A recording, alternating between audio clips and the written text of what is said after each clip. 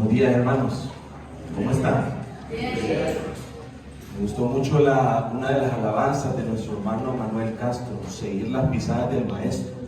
Si usted llegó el domingo acá, es siguiendo las pisadas del Maestro. Escuchar su palabra, cantarle, adorarle. Y ayer compartía con las damas que nosotros tenemos que entender que cuando venimos el primer día de la semana, venimos a servir a un rey. Venimos a servir al Salvador del mundo. ¿Está de acuerdo usted conmigo? Sí. Hermanos, generalmente en el transcurso de nuestras vidas, nosotros dentro de nuestra naturaleza carnal, dentro de nuestro organismo natural, normalmente en algunos tiempos podemos ser atacados por una enfermedad.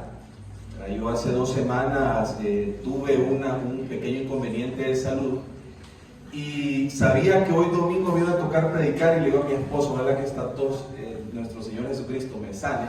Si en algún momento me escucha toser, le pido disculpas de antemano.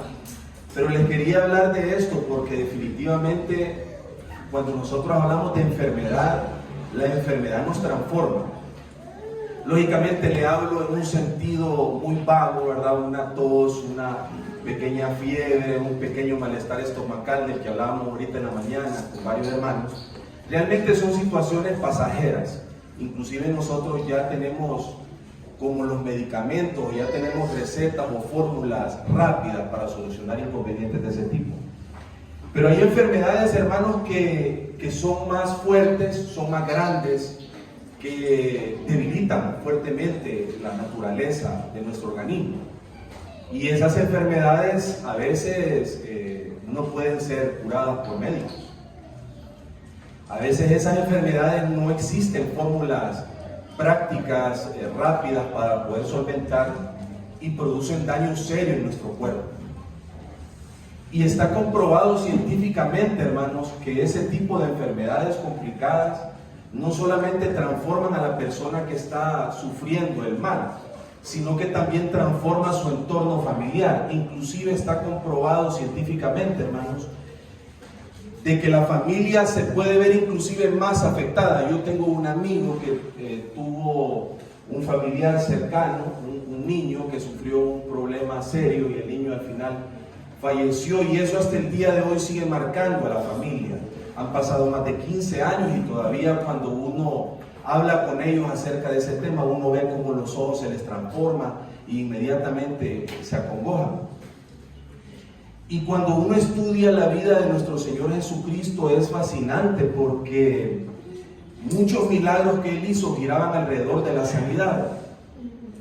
Pero nosotros hoy en día conocemos, sabemos que Él es el Salvador del mundo. Hemos escuchado repetidamente varios domingos por muchos años. San Miguel tiene más de 40 años de fundación. Y muchas veces en este púlpito hemos escuchado acerca de la sanidad de Jesús y la contemplamos, la maravillamos. Había veces que inclusive la gente la miraba, veía la sanidad y mucha gente que lo rodeaba no le importaba, sino que todo giraba alrededor de cuestionarlo, como por ejemplo, ¿por qué sanaba gente los sábados? Parte de la ley judía que no podían aceptar los fariseos y los escribas. Y hoy, hermano, quiero hablarle de un momento que me gusta mucho, que estuve ayer y ayer le comentaba a mi esposa que uno cuando se tome el tiempo de abrir la palabra de Dios y empezar a leerla, a escudriñarla, encontrar cosas que son fascinantes y son más profundas que solamente hablar de la sanidad del cuerpo físico.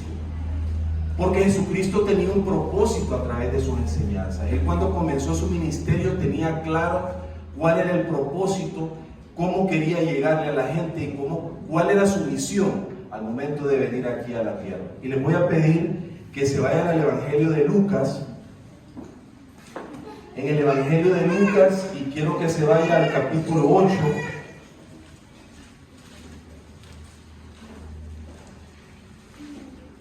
En el versículo 40. Les voy a leer fraccionamientos y después vamos a llevar una pequeña narrativa. La hija de Jairo y la mujer que tocó el manto de Jesús. Versículo 40. Cuando volvió Jesús, le recibió la multitud con gozo, porque todo le esperaba. Entonces vino un varón llamado Jairo, que era principal de la sinagoga, y postrándose a los pies de Jesús, le rogase que entrase en su casa. Antes de este momento ya la popularidad de Jesús crecía rápidamente. Se menciona históricamente que Jesucristo venía de hacer un recorrido en una zona que se le llamaba Decápolis, que era una confederación de varias ciudades, y él ya su fama empezaba a crecer rápidamente. Ya cuando Jesucristo llegaba a lugares, ya no caminaba solo con los apóstoles, sino que ya la gente quería escucharlo. Pero lo interesante también, hermanos, y es que mucha gente se acercaba no solamente con el objetivo de escuchar sus enseñanzas, sino que había intereses personales. Había personas que se le acercaban para escuchar qué decía, para escuchar si estaba diciendo algo que contradijera la ley establecida del antiguo pacto. Había gente que se le acercaba solamente por curiosidad. Había otra gente que definitivamente sí se le acercaba por un propósito personal o familiar. Y en este caso, hermanos, Jesús se está bajando de un barco. La combinación de los evangelios es perfecta, ¿no? Porque Jesús se baja de un barco e inmediatamente todo el mundo lo recibe con algarabía. Todo el mundo lo recibe con gozo. Pero se menciona inmediatamente al inicio de este pasaje que alguien llamado Jairo era el principal de una sinagoga. Por si usted no sabía, hermano, las sinagogas eran lugares donde la religión judía, la cultura judía, llegaba a su máxima expresión. Y Jairo era un líder importante. Era, como yo le digo al hermano Noé, a la hermana Marita, eran guardianes de la doctrina. Eran personas que tenían mucho recorrido y conocían todos los lineamientos bíblicos, eran maestros, gente que sabía cómo ordenar, gente que era parte de la estructura. Y cuando Jairo se le acerca, le dice a nuestro Señor Jesucristo: mi hija está agonizando. Mi hija es única, mi hija tiene 12 años y mi hija está agonizando. Y lo interesante es cuando uno empieza a leer los otros evangelios. En los otros evangelios hay otros datos más profundos. Por ejemplo, se menciona que Jairo se arrodillaba y le dijo: mi hija está muerta. Entonces eso es bien interesante, porque en unos casos se menciona de que estaba agonizando, pero en otro lugar se menciona, en otro evangelio se menciona que mi hija estaba muerta. Y Jesucristo inmediatamente dice: bueno, vamos a ver. Me imagino que Jesucristo en ese momento halló gracia ante Jairo, halló gracia ante los ojos de Jesucristo y empezó a caminar. Pero a sabiendas de esto, conociendo la misión que tenía y conociendo cuál es, recuerden que Él es el Salvador, Él ya sabía lo que iba a suceder. Cada paso que daba Jesucristo, la gente lo oprimía, como si yo intentara salir en este momento y todo el mundo estuviera acercándose a mí. Lo oprimían. Y en ese momento sucede algo muy interesante, ¿no? Hay una mujer que se menciona antes de llegar al momento final de la hija de Jairo. Hay una mujer que ve a Jesucristo desde el árbol.